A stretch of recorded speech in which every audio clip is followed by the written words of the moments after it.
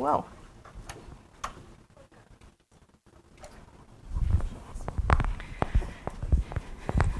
The Emperors March On. Did you ever have one of those placemats when you were little of the American presidents? Did you memorize all the presidents? Seemed like there were, no. My kids had those. Seems like there are a lot of presidents. How many are we up to? 40-something? 48? 49? We haven't had that many Roman emperors yet. Marcus Aurelius, I think I made Marcus Aurelius sound great. I did. Yeah, I did. I made him sound great. And in a lot of ways, he was great. Let me just say that when he was about to become emperor, he bribed all the soldiers in his legions. He offered them all 20,000 sesterces each, which is, okay, a good bit of money, so that everything would stay quiet. So he, no fool he. Nobody who rises to the level of the emperorship and holds it, even in this lovely era of the 2nd century CE when the nastiness was on the far frontiers and things were calm and lovely and home and people could do things like go to school and study philosophy and think about the past and travel, all of those beautiful things that mark the golden age of Rome in the 2nd century CE. Marcus Aurelius dies in 181. He's succeeded by his son Commodus, who you see here in a really horrible portrait where Commodus is affecting the guise of the Greek hero Heracles. Heracles, in Greek myth, kills the Nemean lion and then takes the pelt and head for a cape and a helmet, and has this tree trunk for a club, and so is a kind of recognizable dude to everybody for about 1,000 years or so. And you might get the sense from this that Commodus had a little ego issue and was not a man who was well loved by the Romans, and despite that, he held on to power for about a decade. But on New Year's Eve, 192, December 31st, 192 CE, he was murdered. And when he was murdered, the next guy to take over is this fellow, Septimius Severus, who rules from 193 to 211, but it's not that simple. You see that there's a year difference between Commodus and Septimius Severus, 192 to 193. In 193, here's what happens. Commodus is murdered in Rome, and a fellow by the name of Pertinax, who is the general in charge of the Praetorian Guard, which is the sector of the legion which is stationed permanently in Rome, bribes the guard, gives them he ups Marcus Aurelius's bribe. He gives them all 25,000 sesterces each, and is declared emperor. But he is assassinated in a coup just a couple of months later on March 28th, and is succeeded, or the Senate names as a successor, Didius Julianus. Meanwhile, of course, all around the empire, there are legions, and legions are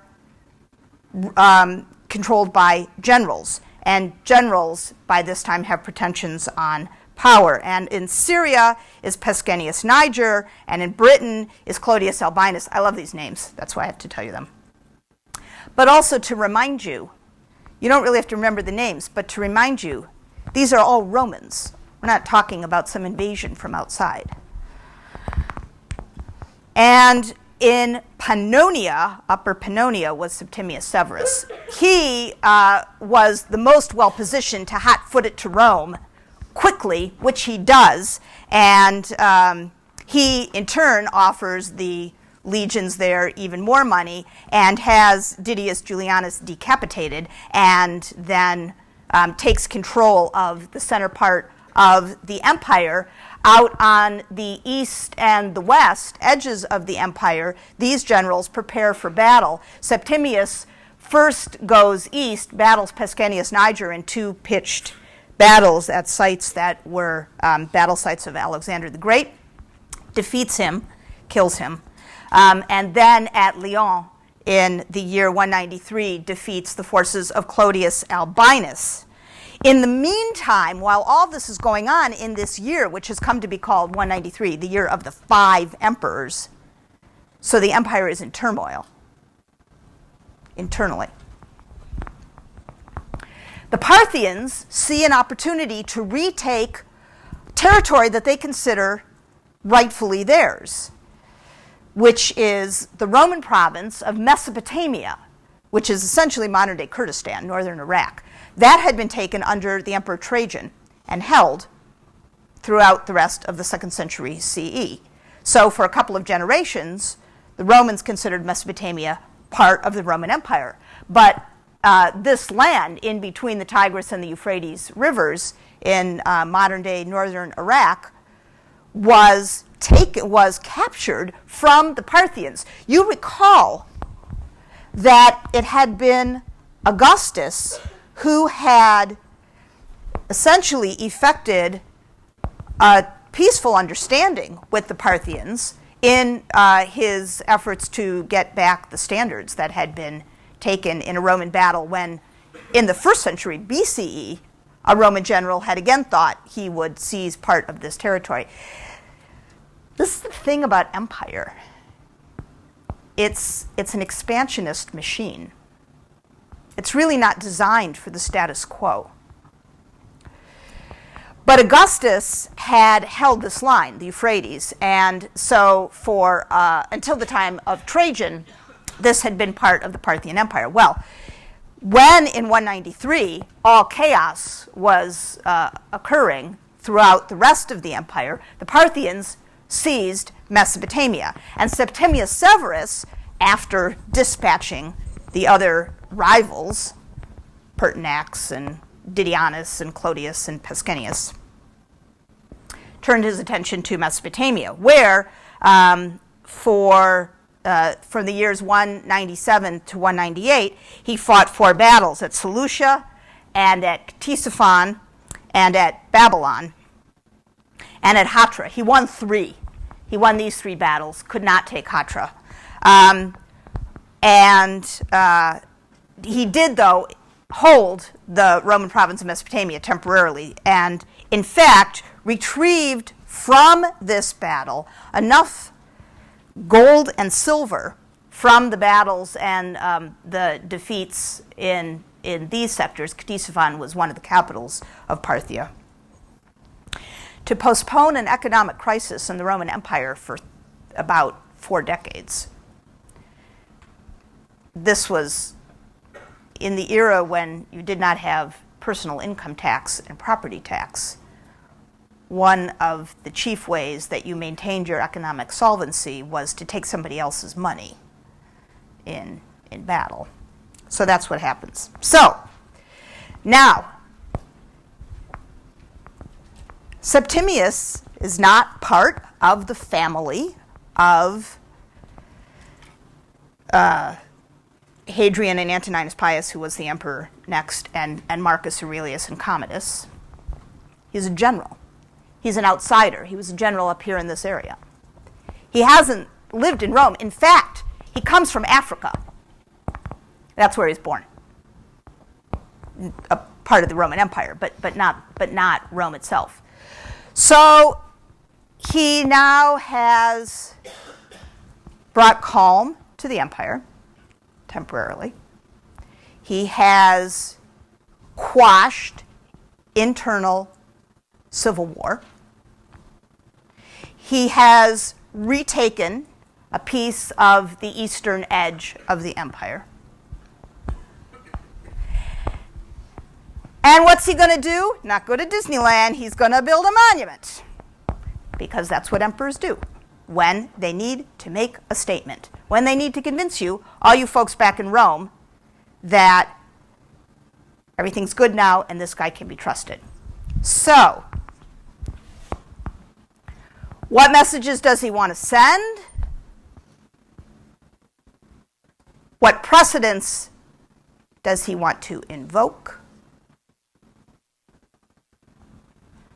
What should he build? And where should he build it? Have a little chat.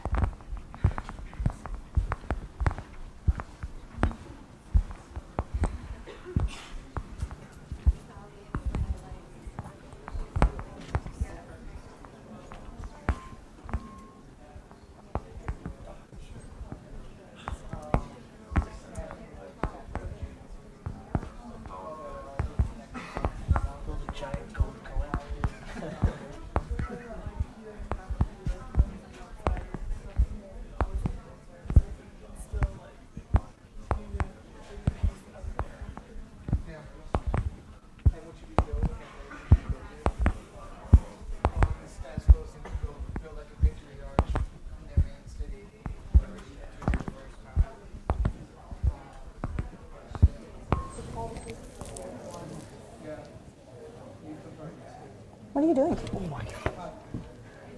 I was looking up Commodus to learn more about it. Is that how you spell Commodus? Commodus. Commodus. Commodus. And then, But you're not answering my question. Is my questions up there? yeah.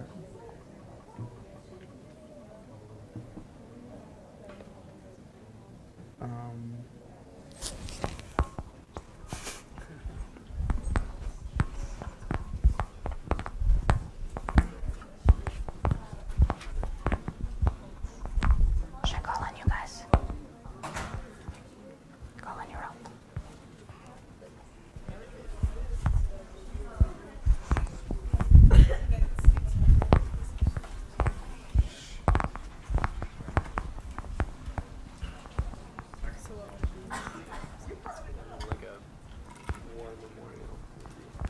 What message does Septimius Severus want to send?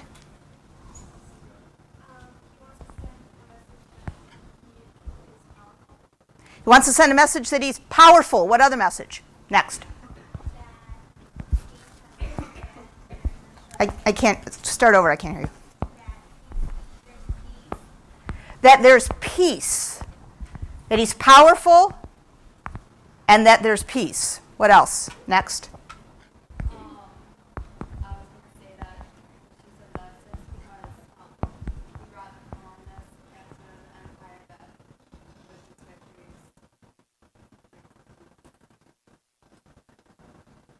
That his victories have brought peace. Next in that row. Anything else? Just that while he's in power, they don't have to worry about the Civil War or anyone else coming in and taking over. So it's all about the resulting peace, eh?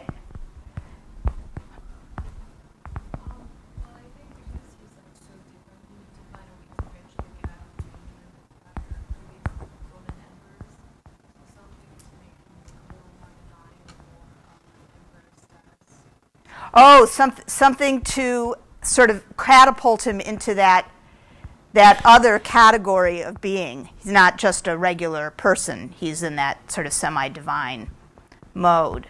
If he, like, from getting the gold to temporarily hold off economic, whatever, could create, like, a false prosperity of Rome that, like, Rome is still in good standing even if it's...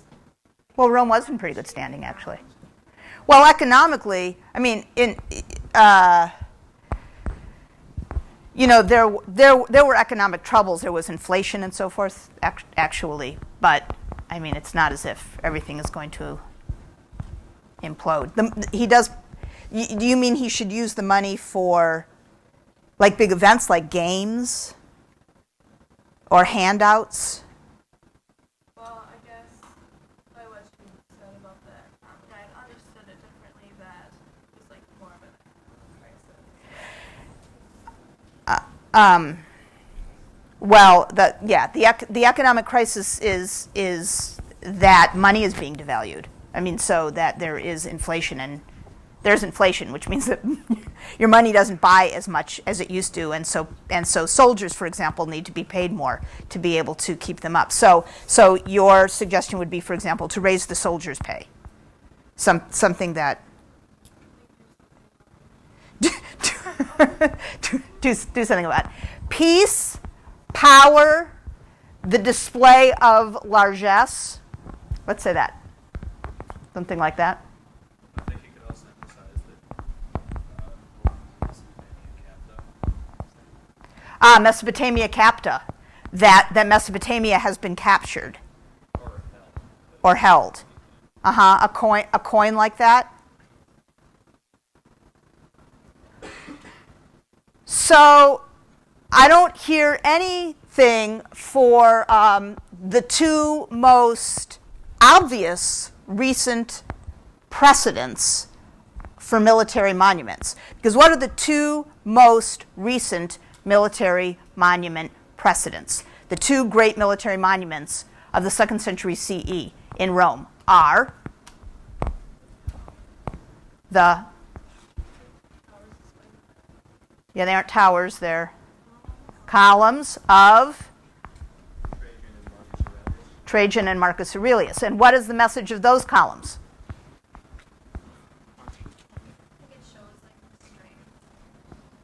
The strength of? The strength of Marcus Aurelius? How?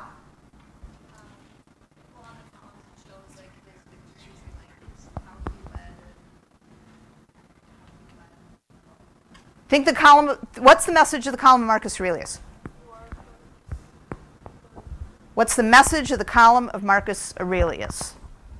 That war was really tough. It shows like defeats and everything as well, but there's like actually the troops talking. War is involving, war is difficult, war is brutal, war is tough.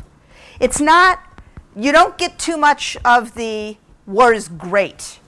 And you certainly don't get what we've got now is peace. There might be a sense of finality. You finally get all the way to the top. But the message is not a message of peace. It's not, oh, now all these good things come to you. Think about the Tellus relief, that lady with the twins and all the animals around her on the Areopagus, and all the garlands that she's sitting on top of. That's a message of peace. The column of Marcus Aurelius in no way provides that. There is nothing lyrical, beautiful, calming about it in any way. So the columns of Marcus Aurelius and Trajan are not, according to you guys, the precedents that he wants to invoke. Were people going to maybe vote for that?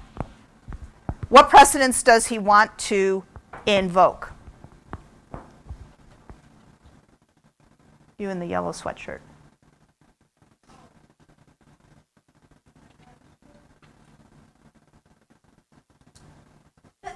Person behind you?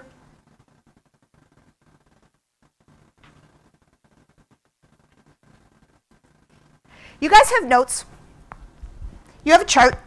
You have a chart of the Roman monuments. You have a chart of the Roman monuments? Open it up.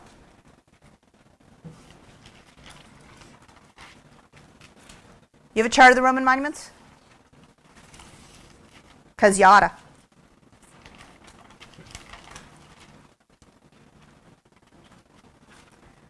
Who's got one? I've only told you guys about 4 or 5 times.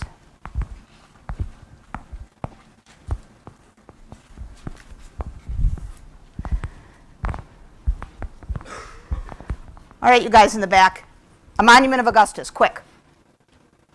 One monument. Mr. White T-shirt. For any part of Augustus? And you haven't read anything and you haven't taken notes and you haven't gotten notes from anybody? A monument of Augustus. The Actium Victi Monument, another one. I can't hear you. The Forum of Augustus, another one. Somebody else back there. The Areopagus, another one. The Parthian Arch of Augustus. Did we miss any? The Horologium. A monument of Vespasian.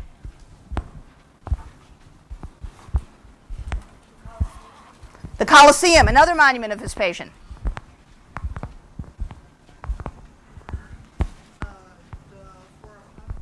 The Forum Pacus, a monument of Titus. Actually, Domitian. Arch of Titus, a monument of Trajan. Column. What else? The Forum of Trajan. The Basilica Oppia. The markets. And then the column of Marcus Aurelius. Now, what precedents does Septimius Severus want to invoke? Think about those monuments. Think about those monuments. You've got 2 minutes to talk to somebody and decide which 2 monuments would provide the best precedent. You seem to have all agreed that the message he wants to send is peace. Did I get a vote for a different message? Peace and power. That's all okay with you? Peace, that's all about peace? Stability. That's a good one. Victory.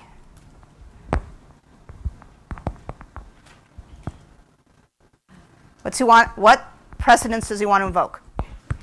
I don't hear anybody talking. You're supposed to be talking to each other for a minute.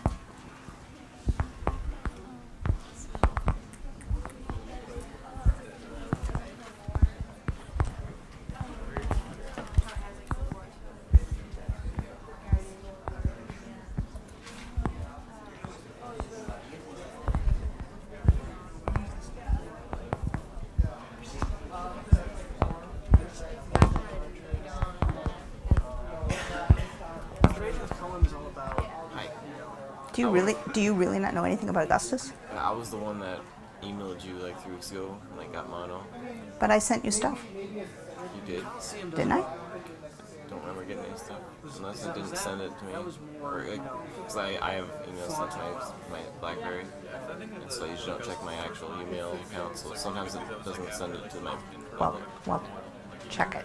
And if you don't have anything, let me know. It's like what you were saying, like with the I call on you.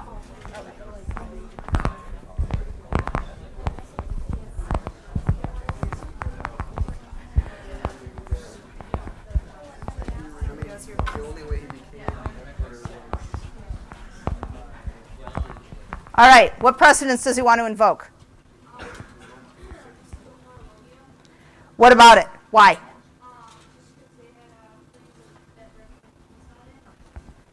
The Horologium had a what? No. The Horologium is an obelisk, and it's a giant sundial.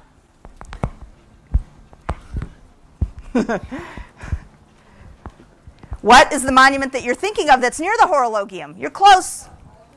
The altar, which we call the, help her out, the Areopagus. Okay, so you want him to invoke the Areopagus, really. Is that what you want him to invoke? Because it's peaceful? Okay, Septimius Severus, Areopagus, votes?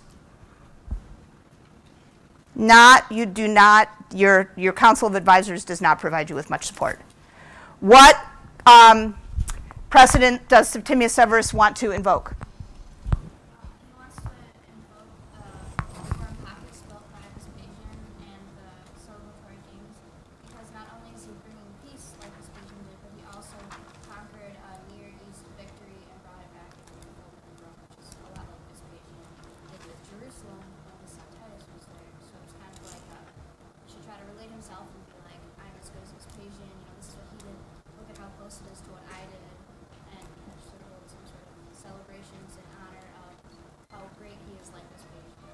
What a well thought out plan. So he wants to build another sort of forum or public place with gardens, something that is for peace in the city, and links him up with another general who brought stability after a period of conflict and divisiveness and multiple emperors and anarchy in Rome for a while. That sounds super. How many people want to say, yeah, Septimius, do that? He doesn't like that idea. That's not who he wants to hook himself up to. That seemed like such a great idea. What's the matter with it? Why, Septimius, why don't you want to do that? Why doesn't he want to do that? He's growling at you. You're scared. You better come up with something. He's a big guy. He has a lot of legions. Why doesn't he like that? That's so well thought out.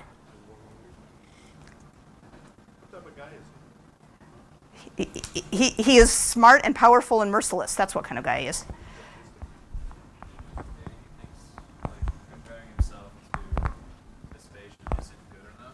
Maybe he has to be better than Vespasian. So who does he want to compare himself to if not Vespasian? What's the matter with Vespasian? Who was a greater emperor than that? Oh. Then what precedent might he want to invoke?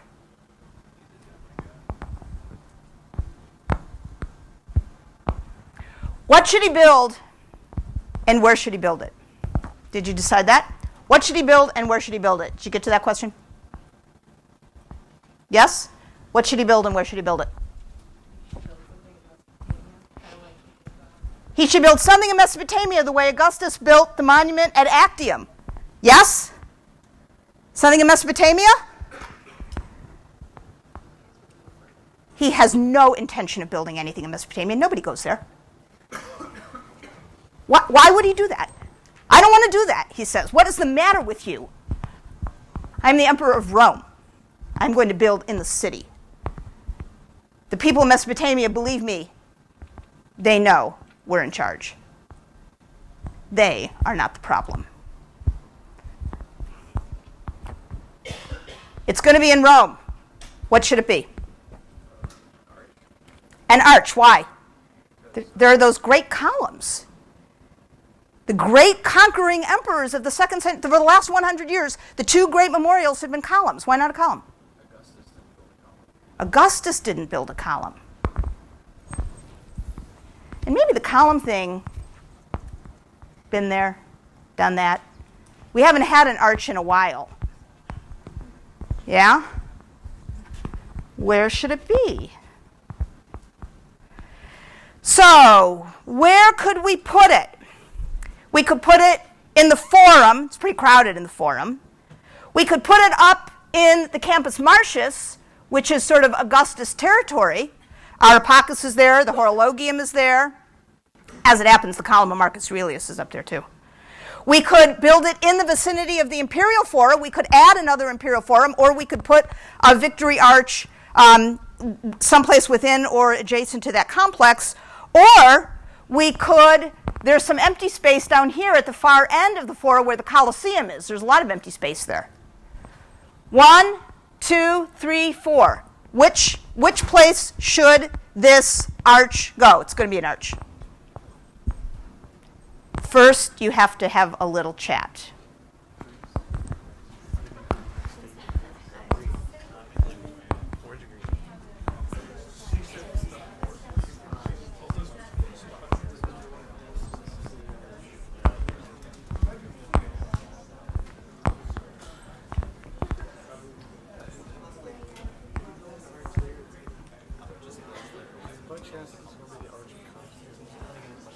We're not at Constantine yet.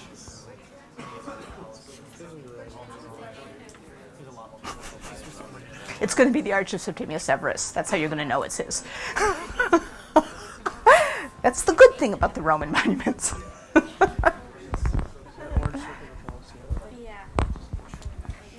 Yeah, inside the orange circle is the Colosseum. All right. Votes for the Forum. Old and crowded. Votes for the Forum. The old and crowded place. Ooh, Votes for the area of the imperial fora. Nothing says empire like the imperial fora. Imperial fora? 1. Okay. Votes for the area up in the northern campus Martius, where the Areopagus and the Horologium and the column of Marcus Aurelius. So about almost half of you. And votes for this area down here so something kind of divided between here and here. And you know what this goes to show you? There's just no figuring an emperor. So Septimius Severus does not build in the area of the imperial fora. He does not build up in the northern campus Martius. He does not build in the Colosseum. He puts his arch right here. This is some interesting real estate that at the moment is unoccupied until Septimius Severus decides that his arch is going to go there. The Parthian Arch of Augustus is right here at the opposite, just sort of kitty corner, at the other end of the oldest civic space in the city. You are not just invoking Augustus when you put a monument in the Roman Forum. You are invoking the Republic. You are invoking Romulus. It doesn't really get more fundamental than that.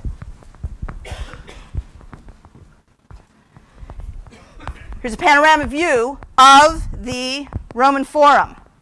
The Parthian Arch of Augustus, right down there, not standing anymore. The Arch of Titus, up on the rise between the end of the Forum and the Colosseum, but on the victory triumphal route. And the Arch of Septimius Severus, dedicated in the year 203, right there. As you can see, it's a monumental affair. When we talk about an arch, we're not just talking about something that you pass through quickly. It's really a building. It's a structure. You can see from the people here. It's enormous, and you can pass through it.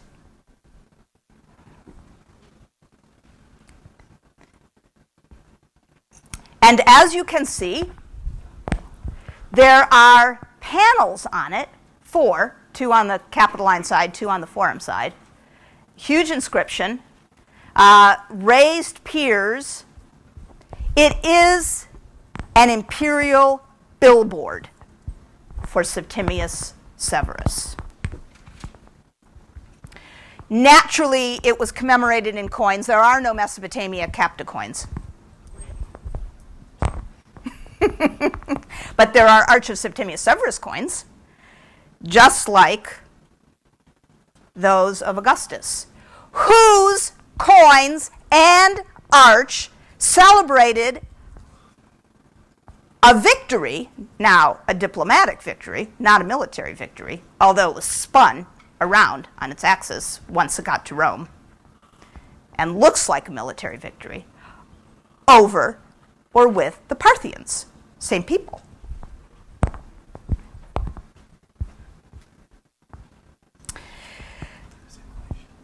We are done with those sorts of inscriptions here that are lyrical and talk about bringing peace over land and sea. None of that. Power was one of the messages. The message of this inscription is power.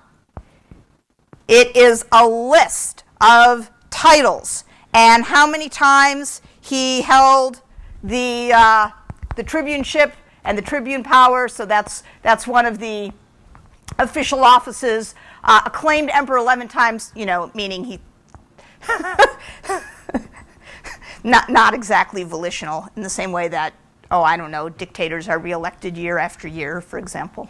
But nonetheless, consul, proconsul, these are magic words. These are old offices. These are the offices of the Republic. Invoke them, and you wrap yourself in the mantle of integrity. You wrap yourself in the mantle of good government. You wrap yourself in the mantle of the Republic itself.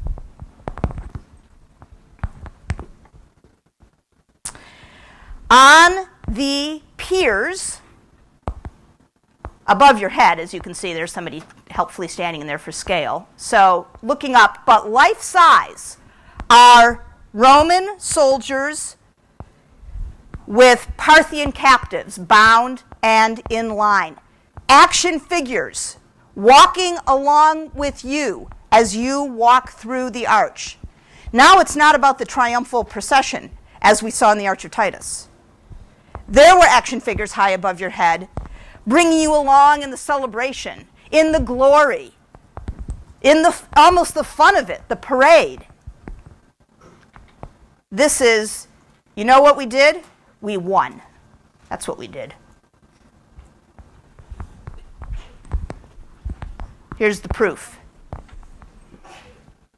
And then, up on the big panels, which are huge, they're about 14 feet high, there are 4 scenes. Now, Septimius Severus actually won 3 battles, so 4 is a problem, you know. Not going to put Hatra up there because the Romans didn't win. So the 4th is the initial scuffle. It's the Fort Sumter of the Parthian War. It was a border fort called Nisibis that the Parthians attacked, and the Romans that were in the fort repulsed them. So that's the 4th of the panels. So there's the 3 battles that Septimius won plus the 4th. So that what you get are just no longer a documentary like the column of Trajan and the column of Marcus Aurelius. Now we get the highlight clips. We just get the victory points. We don't get any of the work. We don't get any of the struggle. And we certainly don't get any of the reverses. The enemy is no longer valiant, like on the column of Trajan, and the enemy is not even human, like on the column of Marcus Aurelius. The actions now are caricatures. The scenes are cartoons. So here, for example, this is just one. I'm only going to show you one of these. The Arch of Septimius Severus, which has been standing in the Roman Forum since it was dedicated 2,000 years ago, has suffered a certain amount of wear and tear. So not all the figures are that easy to make out. You know, I think what most scholars of this think about the choice of the sculptors here, which was that everybody decided that the columns didn't really work out so well. They're hard to see. You know, you might have thought, oh man, I'd just go blind standing up there trying to pick out these scenes. Well, apparently, so did they. You stand in front of one of those columns and you look up. It's 100 feet tall, and it's really difficult to make out individual scenes. So much of the message must have been lost. Here, there are 2 scenes per panel, and this is the dividing line. And in this scene, there you see it's the same town. Here are the city walls. This is probably Seleucia. This is the city walls. And on the outside of the city walls was a reservoir, and you can see it right here. And how we know that this is the same place is because the reservoir is there again. Here is the Tigris, the river Tigris, flowing into the reservoir. Here in the city, the Parthians are fleeing. They're running away. The city and the Romans are attacking. And then up here in this scene, the walls are gone. The walls of the city are gone. And you can see the reservoir and you can see the Tigris again. And inside the city are the victorious Romans. Just like that. Bing, bong, bing. That's how you fight a battle in the Roman Empire. March up to the city. The walls fall down. You march in.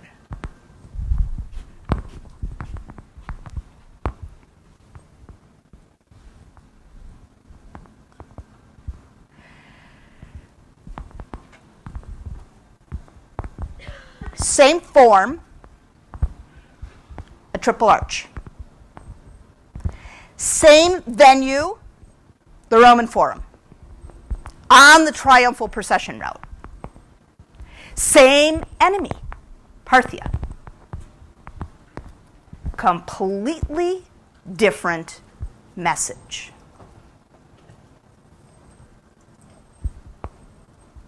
Recall, please, the essential elements of the Parthian Arch of Augustus and the message. You might want to go back and look at your notes. And then think about the message of the Arch of Septimius. So now we are not speculating what should he do. We are saying, what did he do? Quick, compare these two monuments.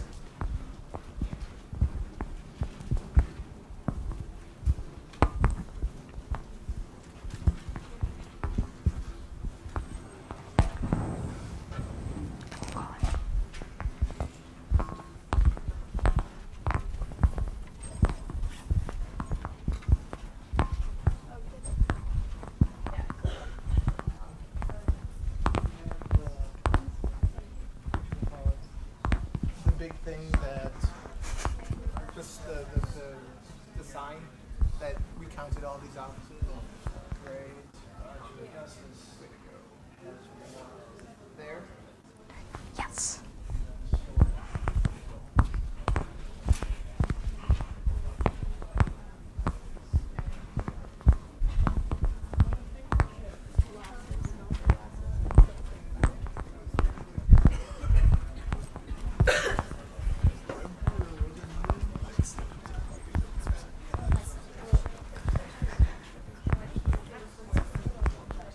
The message of the Parthian Arch of Augustus.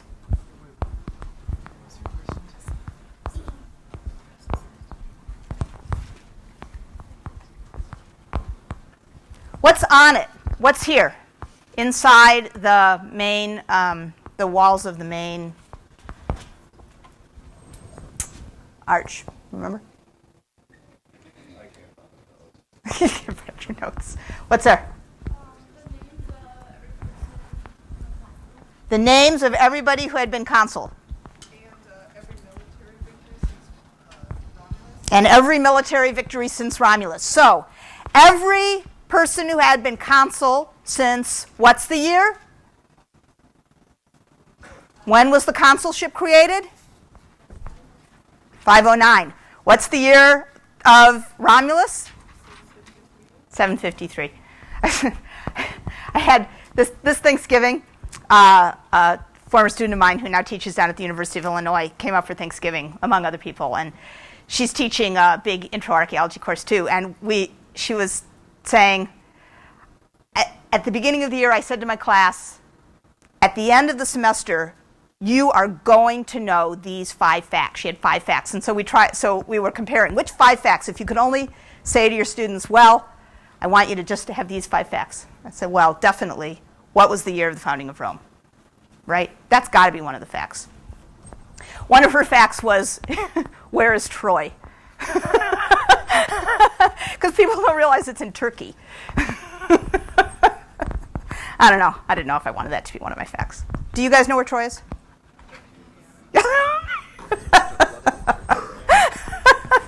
Then I've done my job. All right. Okay, so what's one of the messages, or what's part of the message of the Parthian Arch of Augustus? He wants to more glorify Rome than himself, like listing all of the military victories, not just his, and then all the consuls.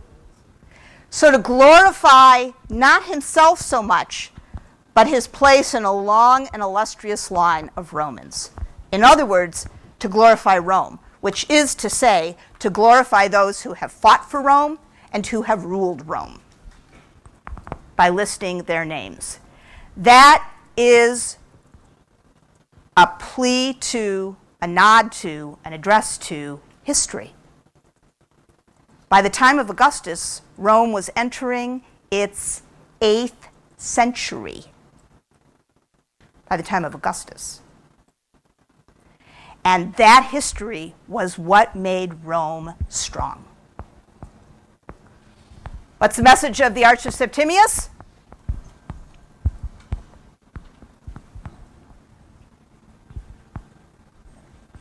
Mr. Striped Shirt. Yeah.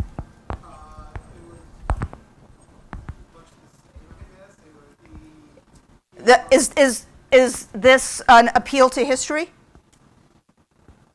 I guess not really. It was just kind of talking about how great he is with all his opposites that he held. Well, certainly the inscription, yes. The inscription is all about Septimius. What about the rest of it?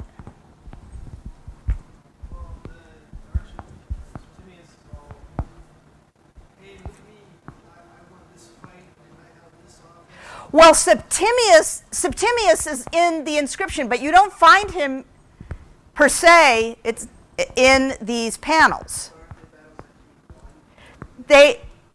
Yeah, but so you are down here looking up at these panels. Here, Rome's power is predicated on its history. That is its foundation. What is Rome's power predicated on in the Arch of Septimius? So that would be then battles that he just won. It's battles that he just won. So where this is history, this is current events.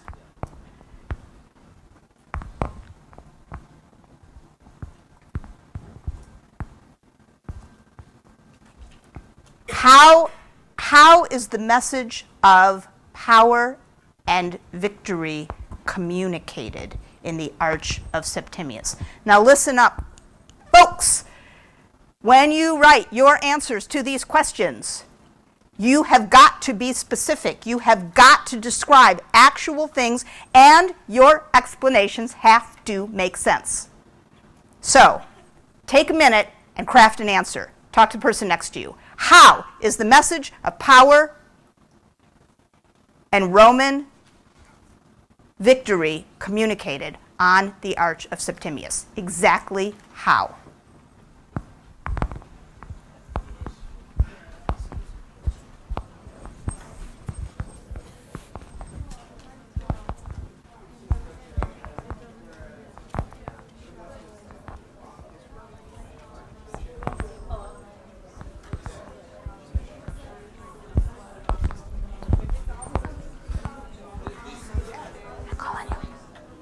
I'll call on you.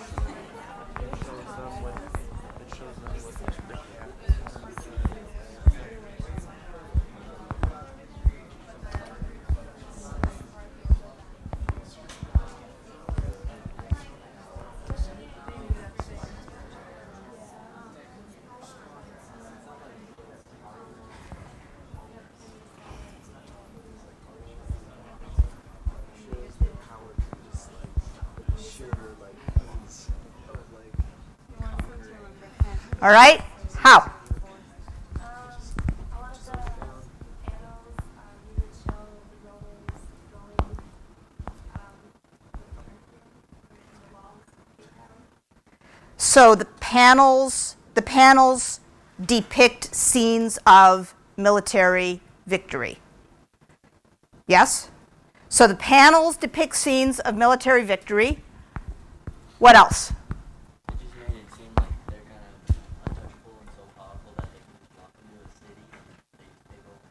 It makes them seem so untouchable and powerful they can just walk into a city and take over. The enemy is reduced to a flimsy papier-mâché cutout.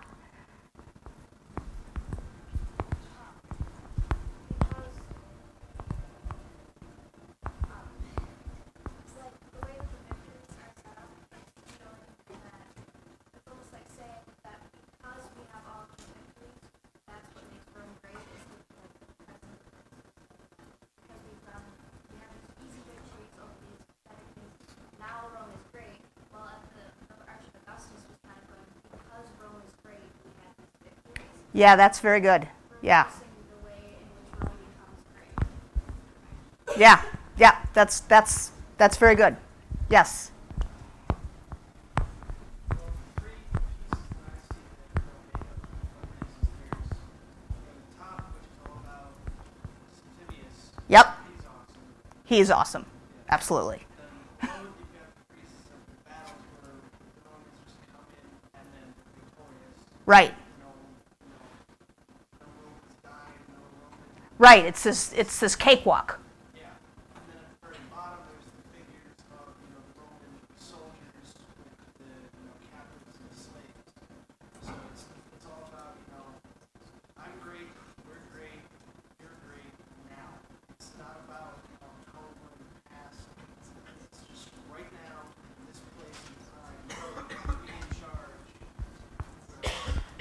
Yeah, that's right. So I hope you guys all wrote down these 3 comments. They were perfect. So yes, this is a very nice progression. Septimius dominates the Arch. The battles are these, just like playing cards. You know, you just deal them. And here's the result, right down here, just slightly above your head, bunch of prisoners. And these scenes are realistic. They're life-size, realistic. They are not cartoon silhouette scenes. They show Roman soldiers and Parthian captives, and that is the real-time you are there results. Septimius Severus had a son named Caracalla who was co-regent with him once he came of age. Caracalla ruled until 217. He looks kind of mean, doesn't he? Caracalla. And after Caracalla, Caracalla wasn't too popular. Caracalla wasn't the soldier that his father had been or the politician that his father was, the sort of strategist that his father was. And no one person managed to hold onto the empireship, the throne, for any length of time whatsoever immediately following Caracalla. And in the next 65 years, Rome had 60 emperors, 60. They were all soldiers. They were frequently emperors in one part of the empire, raised up by their troops, and then one of these guys would fight somebody else. One of the ways that they showed that they were in power was that they had portrait busts made of them, and they issued coins in the various parts of the empire that they controlled. I'm certainly not going to go through all 60. I'm just going to show you these 2. Maximinus Thrax, because he has my all-time favorite Roman emperor name. This is a name that you have to admire, Maximinus Thrax. And he actually managed to hold on for a few years. Although he looks kind of worried, doesn't he? Like something might happen. That can't have been the purpose of this portrait bust. You don't have a marble bust made of you looking like you're worried about what's about to come through the door. But that is the effect. So, or Trajanus Decius, which, you know, is a guy who looks, he's my favorite just because he looks so sad. And yet, he was the guy who was emperor when Rome celebrated her 1,000th birthday. 1,000 years. But he falls very soon too. This man, Diocletian, in the year 284, also a soldier, takes over, and he is the one who figures out a solution to what has been over half a century of essentially anarchy and complete chaos. And the solution is that the empire cannot any longer be ruled by one person. It has to be divided up. And he invents this thing called the tetrarchy, which means rule of 4. And all the statues that we have of the tetrarchs show them in groups of 4, and they're supposed to look, you know, like solid, one all for one and one for all, sort of, although they just tend to look like they're huddled together in most of their sculptures. But as you can see from the dates, 284 to 305, they actually managed to hold on. Here's how it worked. So there's Diocletian on one face of a coin, and then the 4 guys standing in front of a gate on the back side of the coin. So here's how it worked. Diocletian had the East. Maximian had Italy, North Africa, and Spain. Galerius had the Balkans and Greece. Dacia was lost in the course of this of this 60 emperorship period. And Constantius Chlorus had Gaul and Germany and Britain. Diocletian and Maximian actually retired. They were not killed in office. They did not die in office. They retire in the year 305. So showing that at least during that time, peace and quiet had returned to the Roman world. Constantius Chlorus dies in 306, and he is succeeded by his son Constantine.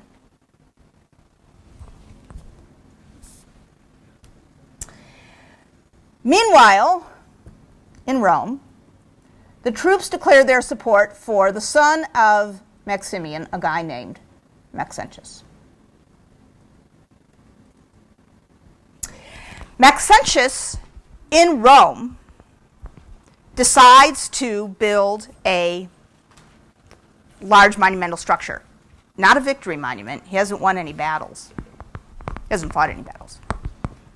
In the area of the Forum, he builds down here at the back end of the Forum, not too far from the Colosseum, which is there, a huge basilica, another big public building. This is in a way like adding on to the Imperial Forum, making a new huge public space. Yes? Maxentius. Maxentius.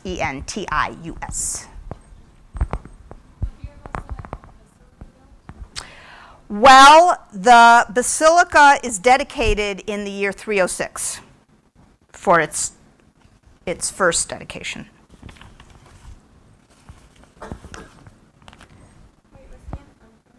He's an emperor. Maxentius is an emperor. Here's the inside of the Basilica of Maxentius. Very, very handsome building. 3 huge bays, vaults, beautifully decorated, as you see here in this drawing. Well, Constantine, the son of Constantius Chlorus, does not feel that Britain, Gaul, and Germany are sufficient. In fact, he decides that he should be the emperor of a once again united empire. And to effect this, he leaves his home, where he was born and raised, which was London, and enters Italy for the first time, fights the forces of Maxentius in the north of Italy at Verona, and then advances all the way to the city of Rome, where, on the 28th of October in the year 312, having invoked the sign of the underground, much maligned, but revered by soldiers in the army, new Christian God, Christ, having invoked the sign of Christ the night before the battle on the 28th of October, advances to the outskirts of the city of Rome at the Milvian Bridge in the northern part of modern-day Rome, crossing the Tiber, and defeats the forces of Maxentius, and for the first time in his life, enters Rome the next day. The basilica that was already dedicated and had as its entry this large 1, 2, 3 arched entry on the long side, so that the main axis was directly from the Forum, and there was an apse at the end of that axis. Constantine rearranges the interior workings of the basilica. He makes a new apse so that the entry now is from the short side, and you walk down the long axis. And here, in this new apse, at the far end of the basilica, is a statue. He has built for him a statue of himself. Here's the foot.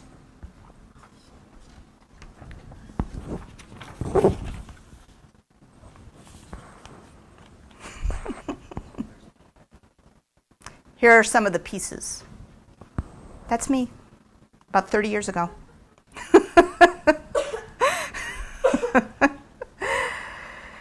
And there's the reconstruction. 10 times life size. The head alone, 9 feet high. A brick core sheathed in wood, covered in bronze, with the limbs and the head of marble, which is why those are the pieces we have left. So this was in the basilisk? This was in the basilica, in the apse, at the far short end. So there's the basilica, down at the far end of the forum. And in that same neck of the woods, here's the triumphal procession route.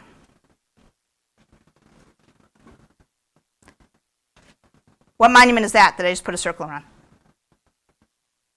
The yellow circle, what monument is that?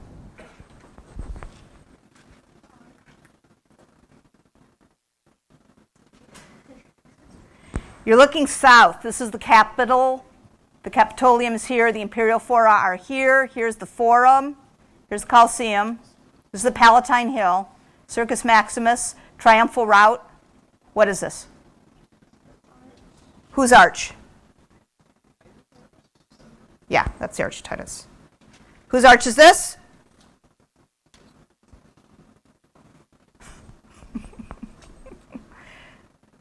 That's the arch at the opposite end of the forum.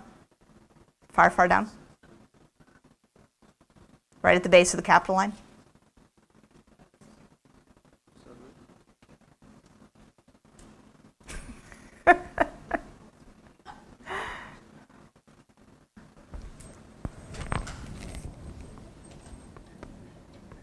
What arch is this?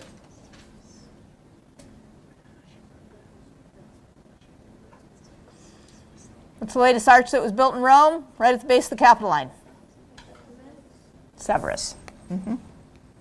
Right here, that blue circle, the Senate votes in much haste to erect a victory arch for Constantine. Constantine does not commission this arch. The Senate commissions this arch for Constantine. Now, consider the problem of the Roman Senate for a moment. They have been ruled by, for as long as anybody living in Rome can remember, first Maximian and then Maxentius. Maxentius has done well by the city of Rome. He's built this gigantic basilica in the Forum. He's actually built a huge new amphitheater complex out on the outskirts of the city. Everybody supported Maxentius. Constantine appears out of left field, out of nowhere. He, in essence, invades Rome. He invades Rome. Defeats Maxentius at the Battle of the Milvian Bridge, marches on the city. The Senate, in haste, great haste, votes to support Constantine and to construct in his honor and on his behalf a victory arch on the route of the triumphal procession. And here is that arch. And here is the inscription. Read, if you please. And then, when you are done reading, tell me what this inscription reminds you of, what monument it invokes.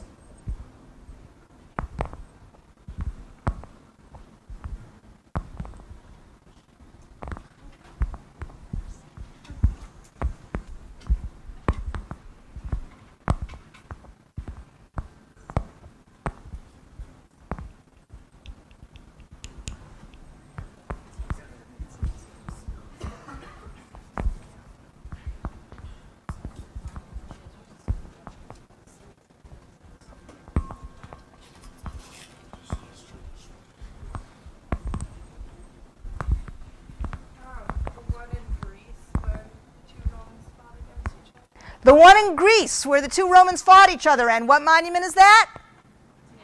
The Actium monument. And which were those two Romans?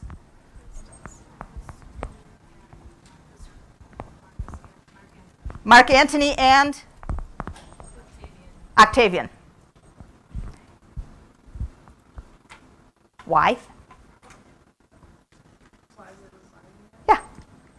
Because it says they can free the republic from tyranny, and it doesn't specify the enemy he freed it from because the enemy was also Roman, and also like the divine inspiration.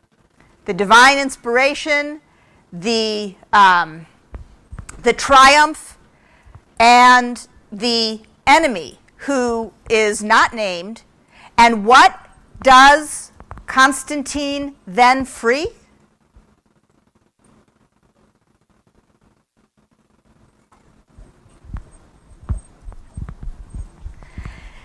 Now, it could be that there's a problem in the city of Rome. It's been generations now, 3, since there's been any monumental sculpture decorating an imperial monument. The last was 100 years earlier, the Arch of Septimius Severus. 100 years.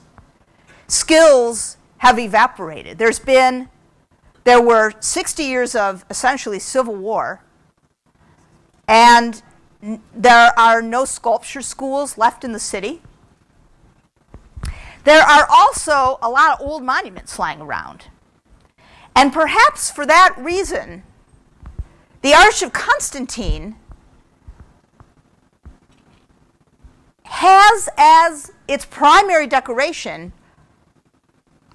objects from other monuments. Panels from a triumphal arch of Marcus Aurelius, 2nd century CE. Dacian prisoners from the Forum of Trajan. These round things, which there are 4, 8, 10, come from a kind of hunting monument of the Emperor Hadrian. So all of this stuff was lifted from other monuments in the city and slapped onto the Arch of Constantine. Either because, as I say, there's nobody around who can make such stuff anymore, or because there's no time.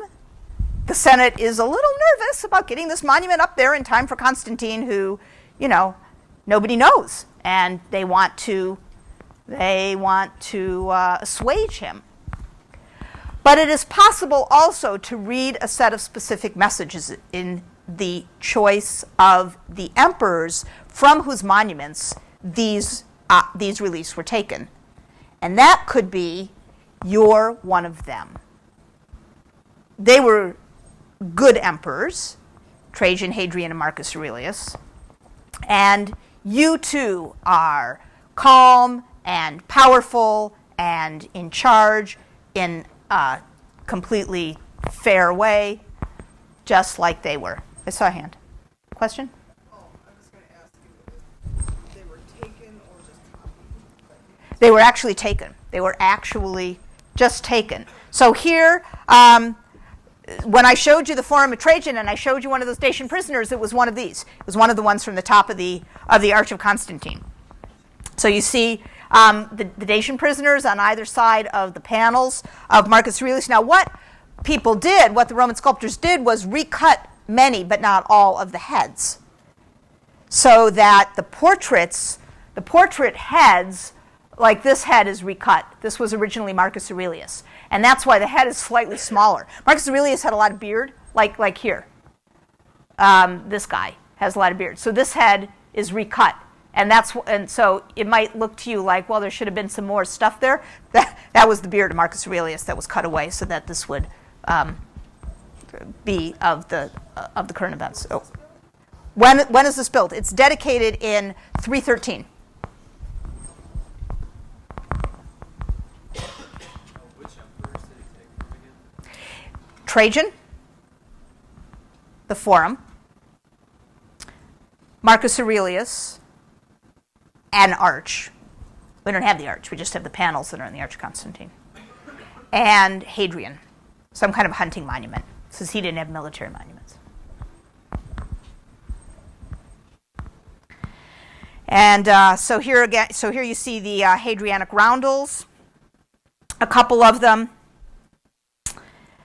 But there is Constantinian material on the Arch of Constantine, and it's in this frieze course that is the one that you would have the best chance of seeing if you kind of backed up and craned your neck, looking straight up.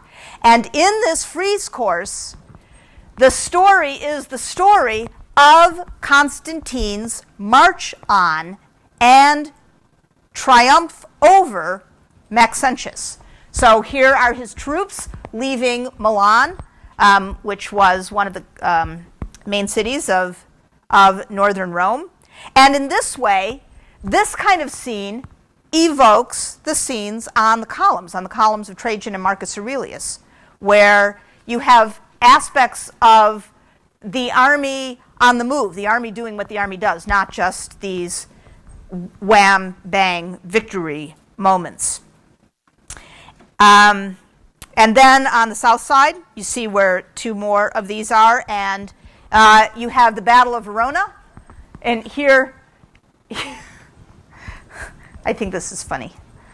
I know this is not supposed to be funny, but it looks funny. So here are the battlements. Here are Constantine's soldiers. Here are Maxentius' soldiers. Here, for example, is somebody who's died and fallen backwards off the battlements. He looks like an acrobat. Everything has to be very compressed. There's no sense anymore of making these figures realistic, making these scenes realistic. It's just turned into this series of cutouts. And here is the Battle of the Milvian Bridge. Now, this is a scene that's very, very similar to the scene on the column of Marcus Aurelius, where the Romans receive that miracle of the rain, and the Germans are flooded out and are all floating away. And it could well be that that particular scene provided a kind of formal inspiration for this. Of course, the hitch is that these are Romans. I mean, these are Maxentius' troops that are being swept away in the currents and being killed by the forces of Constantine.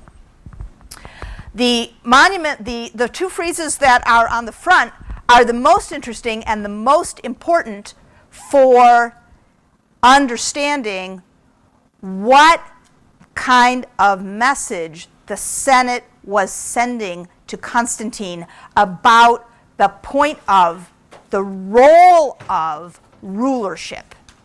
So we'll start with those on Thursday.